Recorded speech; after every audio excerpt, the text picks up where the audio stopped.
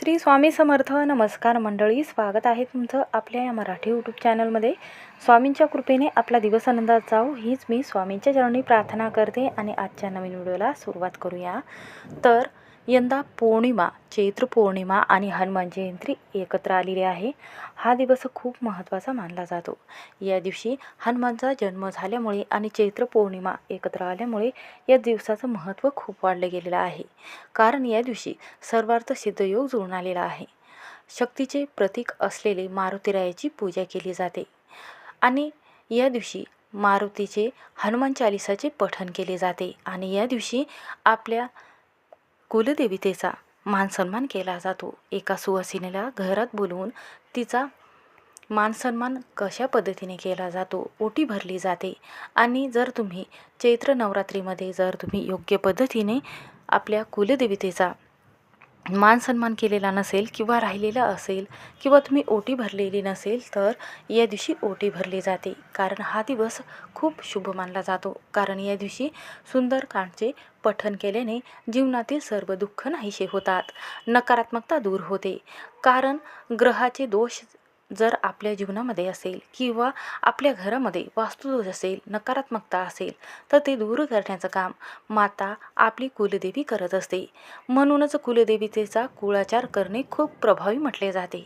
तर या दिवशी दुर्गा सप्तशती या ग्रंथाचं संपूर्ण पारायण केलं जाते आणि या दिवशी असं म्हटलं जाते की आपल्या कुलदेवतेच्या सन्मानार्थ एका सुवासिनीची ओटी भरली जाते.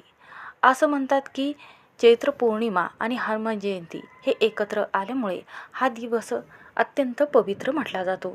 ज्यामुळे या दिवशी व्रत करून संध्याकाळी श्री सत्यनारायणाची पूजा केली जाते.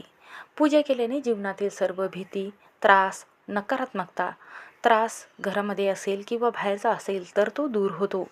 त्याचबरोबर हनुमान ही बुद्धिमत्ता आणि बुद्धीमध्ये प्रगती आणून देणारे आणि सर्व भक्तांचे दुःख दूर करणारे मारुतीराया म्हटले गेलेले आहे. जेव्हा एखाद्या मुलाला नजर लागत असते किंवा एखाद्या व्यक्तीचा त्रास होतो, बाहेरून एखादी व्यक्ती येते तर आपल्या मुलाला जेव्हा स्पर्श करते तेव्हा मुलगा जो आहे गेल्यानंतर ती व्यक्ती चिडचिड करत असतो.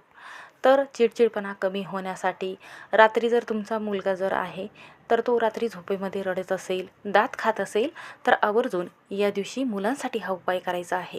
त्याचबरोबर हनुमान हे बुद्धिमत्तेचे देव असल्यामुळे आपल्या मुलांच्या बुद्धीचा विकास होण्यासाठी आपल्याला या दिवशी एक नारळ अर्पण करायचा आहे आणि एक पानाचा आपल्याला उपाय करायचा आहे आणि या झाडाला स्पर्श करून यायचा आहे. असं म्हणतात की हे तिन्ही उपाय जेव्हा तुम्ही एकत्र करता तेव्हा शिव सत्यनारायणाचा आशीर्वाद देखील आपल्याला प्राप्त होतो. म्हणजेच काय तर भगवान शिव आणि श्री हरिविष्णूचा आशीर्वाद प्राप्त होतो. त्याचबरोबर असं म्हटलं जातं की हे जे श्रीराम आहेत तर हे प्रभू श्रीकृष्ण यांचे अवतार आहेत. असं म्हटलं जातं की जे हनुमान आहे तर ते प्रभू श्रीरामाचे परमभक्त होते.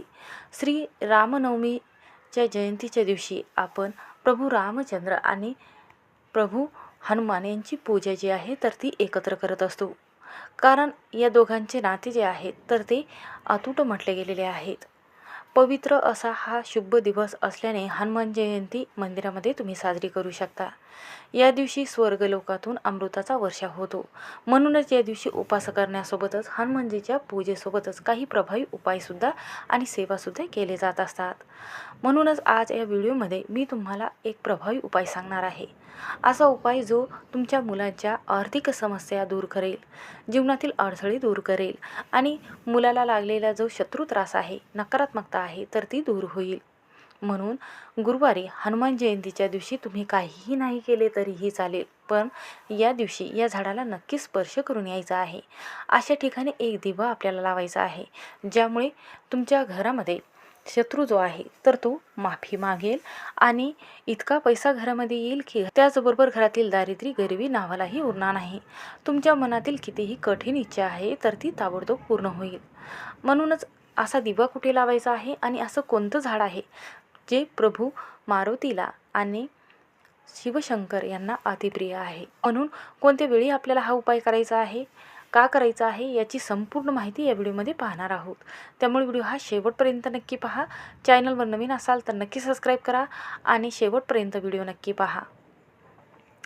तर पहा, असं म्हटलं जातं की ज्या दिवशी चैत्र पौर्णिमा आणि मारुतीरायांचा एकत्र जन्मदिवस आहे आणि चैत्र पौर्णिमा एकत्र साजरी केली जाते, तेव्हा घरामध्ये सुख समृद्धी टिकण्यासाठी काही उपाय केले जातात. म्हणून आपल्याला 2 एप्रिलला जयंतीच्या दिवशी हा उपाय करायचा असतो. तेव्हा तुम्ही हा उपाय केला तरीही चालेल. चैत्र पौर्णिमेचा प्रारंभ 1 एप्रिलला सकाळी 7:06 होणार आहे आणि याची समाप्ती 2 एप्रिलला सकाळी 7:41 होणार आहे. म्हणून आपल्याला चैत्र पौर्णिमा जी आहे तर ती गुरुवारी साजरी करायची आहे. गुरुवार हा दिवस प्रभू श्रीरामांना आणि लक्ष्मी देवीला समर्पित असल्यामुळे आपल्याला तिन्ही देवांचा आशीर्वाद प्राप्त होतो. तर या दिवशी आपल्याला 2 मार्चलाच आपल्याला ही सण आहे तर तो साजरा करायचा आहे. कारण दोन्ही दिवशी पौर्णिमा राहणार आहे, गुरुवारीही राहणार आहे आणि बुधवारीही राहणार आहे. तर वास्तुशास्त्रामध्ये असे काही झाडं सांगितले गेलेले आहेत. या झाडामध्ये साक्षात भगवान हनुमान वास करत असतात. म्हणूनच या दिवशी या झाडाला स्पर्श केल्याने तुमच्या आयुष्यातील सर्व समस्या, त्रास, संकट दूर होऊन तुमच्या जीवनामध्ये जे अडचणी आलेले आहेत ते दूर होतात आणि एका रात्रीतून आयुष्य बदलेल. जीवनात असणारे सर्व शत्रू हे नष्ट होतात आणि या झाडाला स्पर्श केल्यानंतर फक्त 24 तासामध्ये तुमच्या घरातील जेवढीही गरिबी आहे, दारिद्र्य आहे ती नावालाही उरणार नाही. तर या दिवशी साक्षात पृथ्वीवरती भक्ताचे संकट दूर करण्यासाठी आणि तिन्ही शक्तीचे जे आपल्याला शक्ती प्रदान होत असते तर ती हनुमान जयंतीच्या दिवशी होत असते. साक्षात भगवान हनुमान या झाडामध्ये वास करतात आणि जयंतीच्या दिवशी या झाडाला आपण जेव्हा स्पर्श करतो तेव्हा त्या व्यक्तीचे आयुष्य बदलायला सुरुवात होते. म्हणूनच हनुमान जयंतीच्या दिवशी या झाडाला सर्वात प्रथम देवी शक्ती असलेले झाड जे आहे तर ते अधिक पटीने आपल्याला लाभदायी म्हटले गेलेले आहेत. म्हणूनच या झाडाला स्पर्श करून पूजा केली जाते. तर या झाडाची प्रथम पूजा करण्यासाठी आपल्याला काय घ्यायचं आहे आणि दिवा कुठे लावायचा आहे तेही बघूया. तर असं म्हटलं जातं की या दिवशी चैत्र पौर्णिमा आहे तर या दिवशी चंद्र जो आहे तर तो 16 कलांनी परिपूर्ण असतो. म्हणून हा दिवस काही उपाय करण्यासाठी आणि आपल्या जीवनातील गरिबी आणि दारिद्र्य दूर करण्यासाठी, कर्ज कमी होण्यासाठी खूप प्रभावी चैत्र पौर्णिमा असते. चैत्र पौर्णिमेच्या दिवशी संध्याकाळी प्रदोष काळामध्ये श्री सत्यनारायण पूजा मांडली जाते. तर पहा, आपल्या घरामध्ये पैसा किती द्यायचा आहे तर माता लक्ष्मीची पूजा केल्याने आपल्याला मिळत असते. तर पूजा किती आपण करतो किंवा पूजेमध्ये आपण आपलं मन किंवा अहंकार, क्रोध कमी करून आपण देवाची पूजा कशी करतो तर हे श्रीहरी विष्णू बघत असतात. ज्या घरामध्ये पैसा किती द्यायचा आहे तर श्रीहरी विष्णू हे बघत असतात. म्हणूनच आपण जेव्हा माता लक्ष्मीची पूजा करतो तर तेव्हा आपल्या घरामध्ये पैसा येतो पण टिकत नसेल, ज्यामुळे माता लक्ष्मीची आपण कृपा प्राप्त करून घ्यावी त्यासाठी माता लक्ष्मीला प्रसन्न करणं खूप गरजेचं आहे. तर आपल्या घरामध्ये जेव्हा कर्ज वाढत जाते तेव्हा आपण म्हणत असतो की इतकी पूजा करतो, सेवा करतो तरीही याचं फळ मला मिळत नाही. आपल्या घरामध्ये ज्या समस्या आहेत तर त्या चालूच आहेत.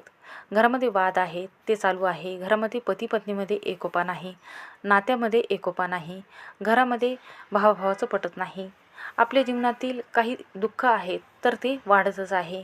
म्हणून सर्व देवदेवतांचा आशीर्वाद आपल्याला प्राप्त होण्यासाठी या दिवशी या झाडाला स्पर्श करून यायचा आहे. सर्वात प्रथम आपल्याला दिवा कुठे लावायचा आहे तेही बघूया आणि कोणत्या झाडाला स्पर्श करून यायचा आहे तेही बघूया. तर पहा, आपल्या वास्तुशास्त्रामध्ये असे काही झाडं सांगितले गेलेले आहेत. या झाडामध्ये साक्षात तिन्ही देवांचा आशीर्वाद प्राप्त होतो. देवी शक्ती या झाडामध्ये वास करत असते. तर पहा, सर्वात प्रथम रुईचं झाड. तर पहा, तुम्ही बघितलंच असेल की मारुतीच्या मंदिराजवळ जिथे तुम्ही अर्पण करत असाल तर तिथे फक्त रुईच्या पानाचे जे माळ आहे तर ती मारुतीरायाच्या गळ्यामध्ये अर्पण केली जाते. साक्षात भगवान हनुमानजीचा वास या रुईच्या झाडामध्ये असतो. त्यांना प्रिय असणाऱ्या झाडाची पूजा केली जाते म्हणून ते लवकर प्रसन्न होत असतात. हा उपाय करण्यासाठी सकाळी आपल्याला लवकर उठायचं आहे. आंघोळीच्या पाण्यामध्ये थोडंसं केशर आणि थोडंसं गंगाजल आणि गोमूत्र टाकून आंघोळ करायचे आहे. यामुळे भगवान मारुतीरायाचा आणि आपल्याला माता लक्ष्मीचा आशीर्वाद प्राप्त होतो. आपल्यामध्ये जी काही नकारात्मकता आहे ती दूर करण्यासाठी आपल्याला या दिवशी आवर्जून कोणत्या रंगाचे कपडे घालायचे आहे, लाल, पिवळ्या किंवा केशरी रंगाची साडी तुम्ही घालू शकता। तर पहा, तुम्हाला उपाय करण्यासाठी कोणत्या वेळी हा उपाय करायचा आहे, तर सकाळीही करू शकता किंवा संध्याकाळी केला तरीही चालेल। तर पहा, आपल्याला एक ताट तयार करायचं आहे। या ताटामध्ये आपल्याला काय करायचं आहे, 11 रुईचे पानं घ्यायचे आहेत। तर त्या रुईच्या पानाला आपल्याला सर्वात प्रथम स्वच्छ धुवून घ्यायचं आहे। त्यानंतर यावर आपल्याला तुळशीच्या काडीने श्रीराम हा मंत्र लिहायचा आहे। आणि त्यानंतर यामध्ये आपल्याला काय घ्यायचं आहे, तर आपल्याला तीळ घ्यायचे आहे, काळे उडीद घ्यायचे आहे आणि एक शुद्ध तुपाचा जी मातीची पंती आहे तर ती घ्यायची आहे। आणि त्यानंतर काय करायचं आहे, हे दिवा, त्यानंतर ही रुईच्या पानाची जी माळ आहे तर ती घेऊन आपल्याला जायचं आहे रुईच्या झाडाजवळ। सर्वात प्रथम आपल्याला रुईच्या झाडाजवळ आपल्याला पाणी अर्पण करायचं आहे। जे पाणी घेतलेलं आहे तर ते पाणी अर्पण करायचं आहे, थोडीशी साखर अर्पण करायची आहे आणि त्यानंतर शुद्ध मोहरीच्या तेलाचा दिवा इथे लावायचा आहे। मोहरीचं तेल नसेल तर तुम्ही तुपाचा दिवा लावला तरीही चालेल। त्यानंतर काय करायचं आहे, या झाडाची हळदी कुंकू लावून पूजा करून घ्यायची आहे आणि शेंदूर असेल तर थोडासा शेंदूर या झाडाला लावायचा आहे। त्यामध्ये तुम्ही तूप किंवा तेल टाकलं मोहरीचं तरीही चालेल। त्यानंतर काय करायचं आहे, आपल्याला इथे एक नारळ फोडायचा आहे। तुम्ही मंदिरामध्ये फोडलं तरीही चालेल की या झाडाजवळ फोडलं तरीही चालेल। आणि त्यानंतर जे नारळाचं पाणी आहे तर ते तुम्ही या झाडाला अर्पण करू शकता। असं म्हटलं जातं की रुईच्या पानामध्ये साक्षात हनुमानजीचा वास असतो। रुईचे पान हनुमानजीला खूप प्रिय आहे। रुईचे पान अर्पण केल्याने आपल्या जीवनातील जेवढ्या काही समस्या आहेत तर त्या दूर होतात। रुईचे फुले आणि रुईच्या पानाची माळ जी आहे तर ती हनुमान आणि भगवान शिव यांना खूप प्रिय म्हटली जाते। असं म्हटलं जाते की घरासमोर जेव्हा तुम्ही रुईचे झाड लावता यामुळे घरात सुख समृद्धी येते आणि नकारात्मक ऊर्जा नष्ट होते। असं म्हटलं जाते की पांढरी रुई जी आहे तर ती धनप्राप्तीसाठी खूप शुभ म्हटली जाते। जेव्हा आपण आपल्या शरीरावरच्या कोणत्याही भागावर जर सूज किंवा वेदना येत असेल किंवा जर तुम्हाला एखादा बेंड झालेला असेल तर रुईच्या पानाला गरम करून तिथे बांधल्याने आराम मिळतो। इतकं गुणधर्म जे आहे तर रुईच्या पानाला म्हटलं गेलेलं आहे। त्याचबरोबर असं म्हटलं जाते की हे झाड जे आहे तर ते खूप प्रिय म्हटलं जातं। या वनस्पतीचे जे पानं आहे, रुईचे पानं, जेव्हा आपण हनुमानजीला अर्पण करतो तेव्हा संकट दूर होतात आणि वास्तुदोष नष्ट होतो आणि असं म्हणतात की गरिबी दूर होते आणि आर्थिक लाभ देखील आपल्याला प्राप्त होतो। तर शनिवारच्या दिवशी मंदिरामध्ये जाऊन मुलांसाठी जर आपण एक शुद्ध मोहरीच्या तेलाचा किंवा तिळाच्या तेलाचा दिवा जर लावला तर मुलांचे सर्व विघ्न संपतात व मुलाला नजर लागलेली असेल तीही कमी होत असते। जर मुलगा झोपेमध्ये रडत असेल तर आवर्जून हा दिवा अशा पद्धतीने मंदिरामध्ये लावावा आणि रुईच्या पानाचा जो हार आहे, माळ आहे तर ती अर्पण करावी। असं म्हटलं जाते घराच्या मुख्य दरवाजासमोर रुईचे झाड लावणे अत्यंत शुभ म्हटले जाते। असं म्हणतात की देवी अंजनीने हनुमानजीच्या गळ्यामध्ये रुईच्या पानाची माळ घातली होती, ज्यामुळे मारुतीला रुई प्रिय असं सुद्धा म्हटलं गेलेलं आहे। रुईच्या पानाची माळ हनुमानजीला का घातली जाते यामागे एक कथा आहे। तर अशी कथा आहे की हनुमानजी माता अंजनी हे निसिंह भक्त गणेश भक्त होती। आपल्या पुत्रावर आपल्या उपास्य देवताची कृपादृष्टी व्हावी इतकंच नव्हे तर त्याला बळ बुद्धी विघ्नहर्ता जे गणपती बाप्पा आहे तर त्यांचा आशीर्वाद लाभावा, त्यासाठी अंजनी हनुमानजीच्या गळ्यामध्ये मदाराच्या किंवा रुईच्या पानाची माळ घालीत असे। असं म्हटलं जाते की आपल्या मातेची स्मृती म्हणून हनुमान पुढे रुईची माळ गळ्यात धारण करू लागला आणि म्हणूनच भाविक भक्त त्यांना रुईच्या पानाची माळ घालत होते। असं म्हटलं जाते की 11वा रुद्र असल्याने 11 पानाची माळ आणि 11 प्रदक्षिणा घालण्याची प्रथा आहे। म्हणून या झाडाला स्पर्श करून तुम्ही या झाडाला शेंदूर थोडासा अर्पण करून शुद्ध मोहरीच्या किंवा तिळाच्या तेलाचा दिवा लावून आपल्याला हनुमानजीला आपल्या मुलाच्या कोणत्याही कामामध्ये यश मिळण्यासाठी आवर्जून प्रार्थना करावी, 11 प्रदक्षिणा घालाव्यात आणि आवर्जून तुम्ही या दिवशी हनुमानजीचा एखादा मंत्र म्हणावा। तर पहिला मंत्र असा आहे, ओम हनुमते नमः आणि दुसरा मंत्र आहे ओम नमो हनुमते रुद्र अवताराय। हा मंत्र तुम्ही म्हणू शकता. या दोन्हीमधील एक मंत्र म्हटला तरीही चालेल. असं म्हटलं जाते की हा मंत्र म्हटल्याने सर्व शत्रू जे आहे तर ते दूर होतात, सर्व रोग दूर होतात, मुलांचे सर्व दोष संपून शत्रुपीडा नकारात्मकता दूर होते. म्हणून मंदिरामध्ये आवर्जून जाऊन या फुलांची माळ जी आहे तर ती अर्पण करावी. एक मोहरीच्या तेलाचा दिवा लावावा, नारळ फोडावा, शेंदूर लावावा. पण लावत असताना मुलाच्याच हातामध्ये ह्या वस्तू द्यायच्या आहे आणि मुलालाच लावायचा आहे, ज्यामुळे मुलांचे सर्व विघ्न संपतात. श्री स्वामी समर्थ हा उपाय मुलांसाठी नक्की करा. श्री स्वामी समर्थ. व्हिडिओ आवडला असेल तर स्किप न करता शेवटपर्यंत नक्की पहा.